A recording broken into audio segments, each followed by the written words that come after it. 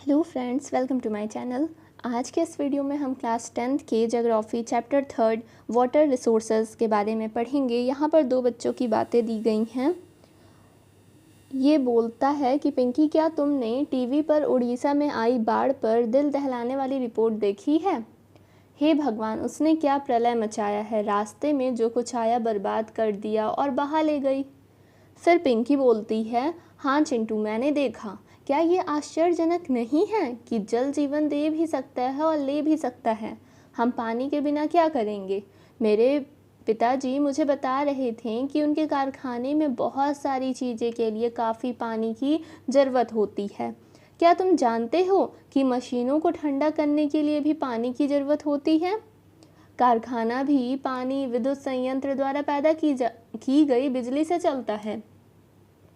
अब मैं समझ सकती हूँ कि कई युगों में मानव नदियों और कई जल स्रोतों जैसे कि झरनों, झीलों, पोखरों और मरुद्यानों के आसपास क्यों बसते थे।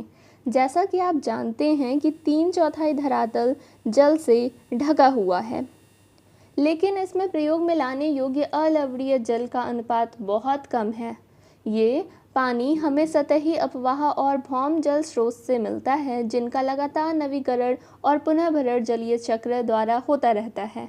सारा पानी जलीय चक्र में गतिशील रहता है, जिससे जल नवीकरण सुनिश्चित होता है।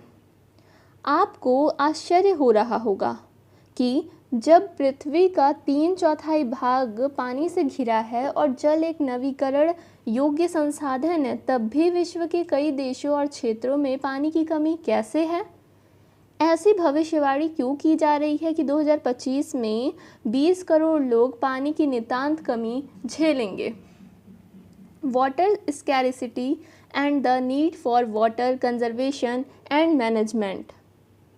जल के विशाल भंडार और इसके नवीकरण योग्य गुणों के होते हुए ये सोचना भी मुश्किल है कि हमें पानी दुर्लभता का सामना करना पड़ सकता है। जैसे ही हम पानी की कमी की बात करते हैं तो हमें तत्काल ही कम बारिश वाले क्षेत्रों या सूखाग्रस्त इलाकों का ध्यान आता है। हमारे मानस पटल पर तुरंत राजस्थान के मरुस्थल और पानी से भरे मटके संतुलित करती हुई पानी भरने के लिए लंबा रास्ता तय करती हुई पनिहारियों के एक फिगर सामने आ जाते हैं। ये सच है कि पानी में वार्षिक और मौसमी परिवर्तन के कारण बारिश जल संसाधनों की उपलब्धता में समय और स्थान के अनुसार अलग है, लेकिन बहुत ज़्यादा जल की कमी, इसके अतिशोषण, अत्यधिक प्रयोग और समाज के कई वर्गों में जल के असमान वितरण के कारण होती है।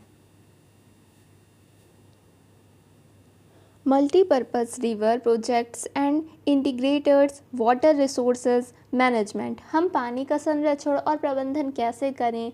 पुरातत्व वैज्ञानिक और ऐतिहासिक अभिलेख या रिकॉर्ड बताते हैं कि हमने प्राचीन काल से सिंचाई के लिए पत्थरों और मलबों से बांध या फिर झीलों के तटबंध और नहरों जैसी उत्कृष्ट जलीय कृतियाँ बनाई हैं। इसमें कोई आश्चर्य नहीं है कि हमने ये परिपाटी आधुनिक भारत में भी जारी रखी है और अधिकतर नदियों के बेसिनों में बांध बनाए हैं। Hydraulic structures in ancient history.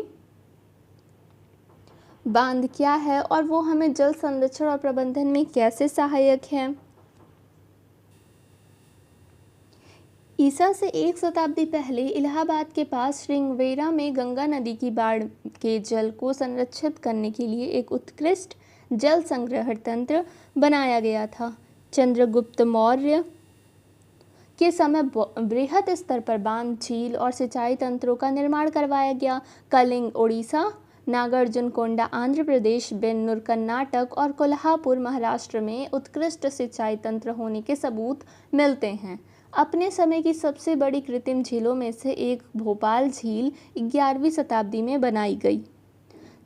14वीं century में इल्तुतमिश ने दिल्ली में सिरीफोर्ट क्षेत्र में जल की सप्लाई के लिए हौज खास एक विशिष्ट तालाब बनवाया था।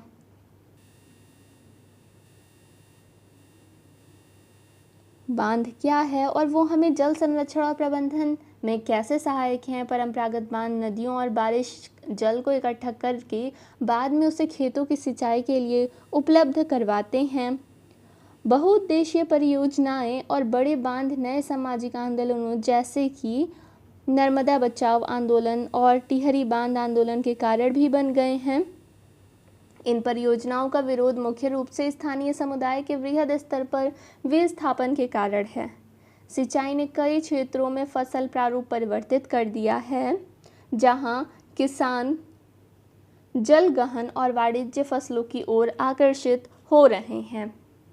प्रधानमंत्री कृषि सिंचाई योजना, ये एक योजना बनाई गई थी।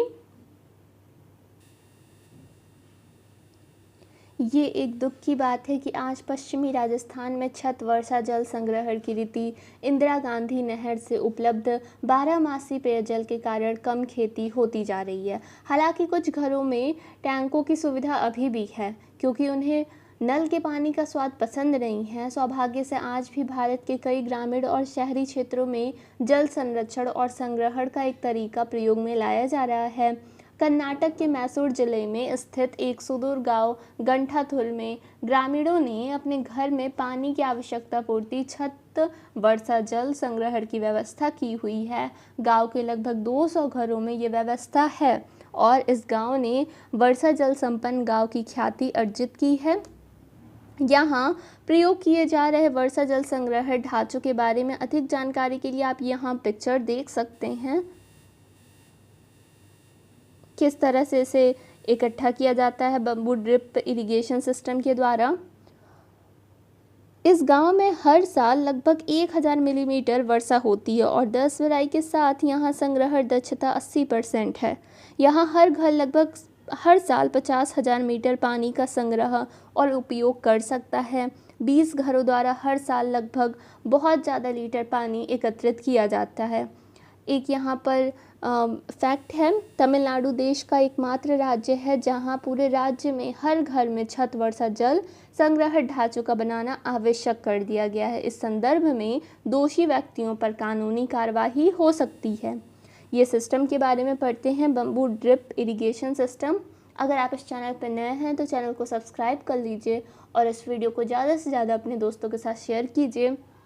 मेघालय में नदियों और झरनों के पानी को बांस के बने पाइप द्वारा एकत्रित करके 200 साल पुरानी विधि प्रचलित है। लगभग 18 से 20 लीटर सिंचाई पानी बांस पाइप में आ जाता है और उसे सैकड़ों मीटर की दूरी तक ले जाया जाता है और लास्ट में पानी का बहाव 20 से 80 बूंद प्रति मिनट तक घटाकर पौधे पर छोड़ दिया जाता है। जैसे कि आप यहाँ पिक्चर फर्स्ट में देख सकते हैं, पहाड़ी शिखरों पर सदा नीरों और झरनों की दिशा परिवर्तित करने के लिए बांस के पाइपों का उपयोग किया जाता है। इन पाइपों के माध्यम से गुरुत्वाकर्षण द्वारा जल पहाड़ के निचले स्थानों तक पहुँचाया जाता है। और यहाँ पिक्चर सेकेंड और थर्ड में आप देख सकते हैं, जैसा कि बांस से निर्मित चैनल से पौधे के स्थान तक पानी का बहाव परिवर्तित किया जाता है। पौधे तक बांस पाइप से बनाई और बिछाई गई कई पानी शाखाओं में पानी अलग अलग वितरित किया जाता है। पाइपों में ये जल प्रवाह इनकी स्थितियों में परिवर्तन करके नियंत्रित किया जाता है। और उसी तरह आप पिक्चर 5 और 6 में देख सकते हैं कि संकुचित किए हुए चैनल सेक्शन और ये इकाई जल सिंचाई के अंतिम चरण में प्रयुक्त की जाती है और ये लास्ट चैनल सेक्शन से पौधे की जड़ों के निकट पानी को गिराया जाता है।